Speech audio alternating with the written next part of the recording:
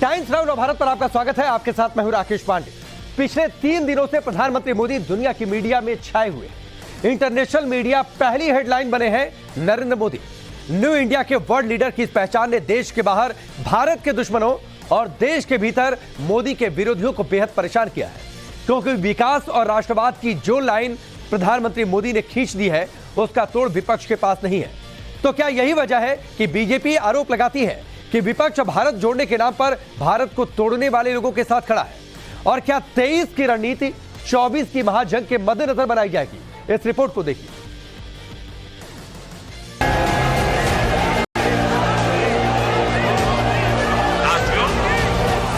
हमें 21वीं सदी को भारत की सदी बनाना है।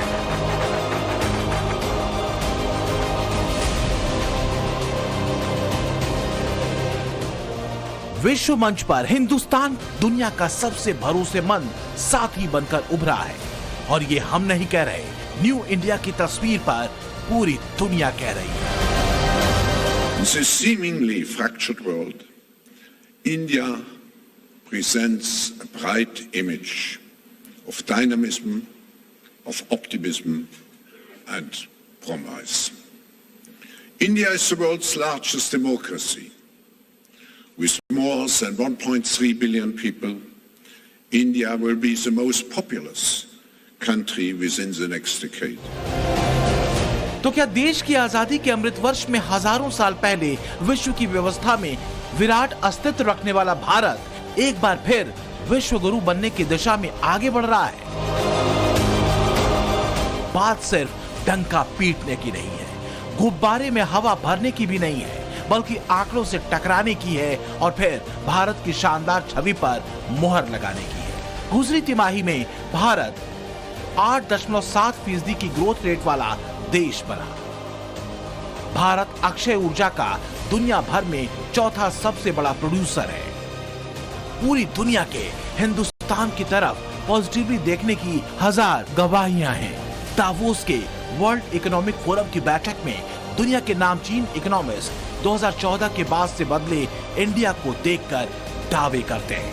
इन्हीं में से एक हैं जाने माने अर्थशास्त्री मार्टिन वुल्फ, जो कहते हैं अगले 10-20 वर्षों में यह निश्चित है कि भारत सबसे तेजी से बढ़ती अर्थव्यवस्था होगी। भारत की अर्थव्यवस्था तेजी से आगे बढ़ रही है, इसकी ग्रोथ काफी अच्छी रही है, और अगर नया इंडिया नई उम्मीदों के साथ दुनिया के मंच पर खड़ा हुआ है तो इसके पीछे है एक दमदार लीडरशिप।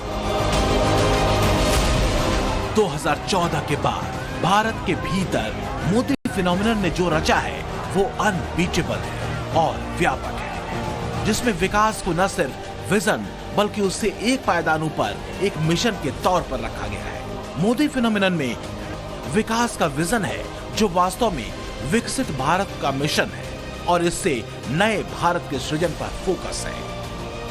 यही वजह है कि चाहे आर्थिक समृद्धि हो, वैश्विक शांति हो, दहशतगर्दी से मुकाबला हो, दुनिया का भरोसा सिर्फ और सिर्फ भारत बन चुका है। आजाद भारत के इतिहास में पहली बार हो रहा है जब दुनिया को भी भारत के बड़े बड़े संकल्पों पर भरोसा है। सवाल सिर्फ आज का नहीं है, सवाल कल का है, भविष्य का है, और इसी कल को लेकर कई लोग बेचैन हैं। वो भी जिनकी सत्ता की पारिवारिक विरासत करीब 10 साल पहले हिंदुस्तानियों ने पीछे धकेलकर उन्हें नेपथ्य में डाल दिया। तो क्या विपक्ष का करीब 10 साल का ये वनवास अब सहा नहीं जा रहा? क्योंकि सवाल भारत का नहीं, सवाल सत्ता का है। पांडवों ने डिमोनेटाइजेशन किया क्या?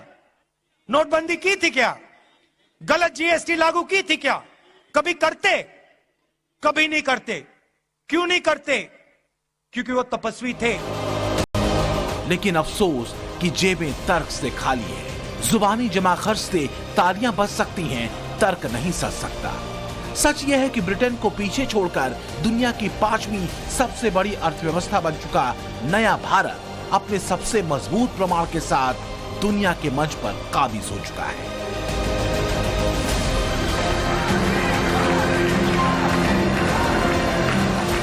Today, Narendra Modi is one of the most powerful people on this planet as Prime Minister of India. Today, India has the presidency of the G20. Today, India has a vision in the next 25 years to be the second largest economy in the world with a GDP of $32 billion. The Indian Express has left the station. It is now the fastest train in the world, the fastest growing major economy in the world. The UK must be the closest and trusted friend of partner of India in the decades ahead. सवाल यही है कि क्या 2014 से पहले तक हिंदुस्तान को दोस्त बनाने के लिए दुनिया ऐसी ही बेचैन थी जैसी आज है? आखिर क्या वजह है कि यूरोप से लेकर अमेरिका, एशिया से लेकर रूस तक न्यू इंडिया की तरफ उम्मीदों के साथ देख रहे हैं? तो वो वजह जान लीजिए।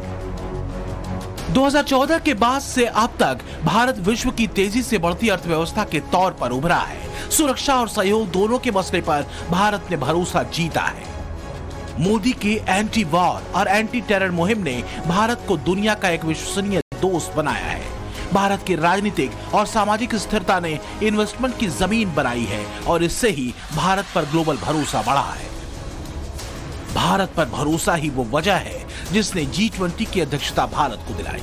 वैसे भी मोदी की दोस्ती के कायल सुपर पावर अमेरिका और रूस के राष्ट्राध्यक्षों जो बाइडेन और पुतिन से लेकर फ्रांस के राष्ट्रपति मैक्रोन और ब्रिटेन के प्रधानमंत्री ऋषि सुनक तक हैं। आदरणीय प्रधानमंत्री जी एक लग्जमबर्ग के प्राइम मिनिस्टर मिले, मुझे कहा मैं मोदी जी का भक्त हूं। मेरे साथ उन्होंने फोटो खिंचवाया, बोले मोदी जी को एक फोटो दिखाई।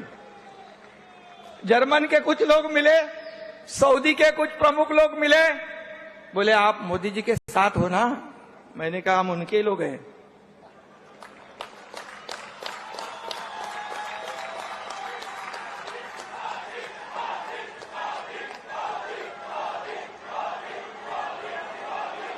और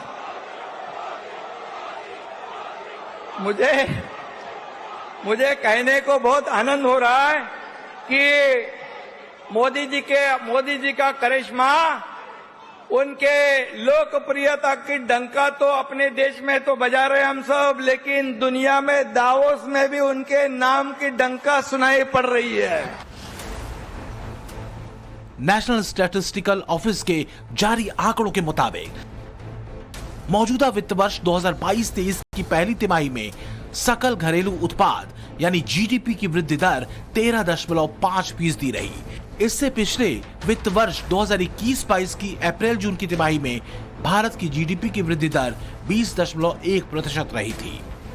जनवरी मार्च 2022 में ये 4.9% रही थी। भारत की ग्रोथ के आगे चीन आसपास भी नहीं पटकता। भारत को लेकर दुनिया में इतनी पॉजिटिविटी इसलिए है क्योंकि आज सबको लगता है कि भारत अपने सामर्थ्य का बहुत ही उत्तम तरीके से सदुपयोग कर रहा है।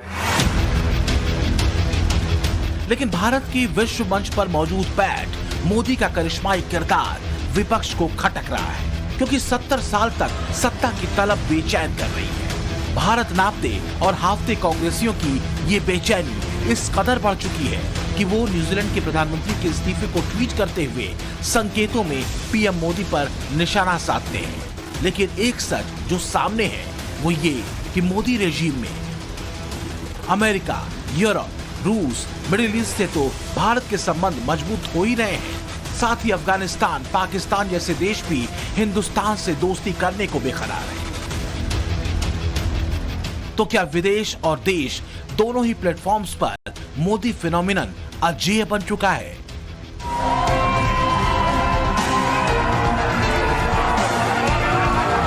क्या बेहतरीन गवर्नेंस का मोदी मॉडल देश के बाहर निकलकर दुनिया में भी अपना डंका बजा रहा है?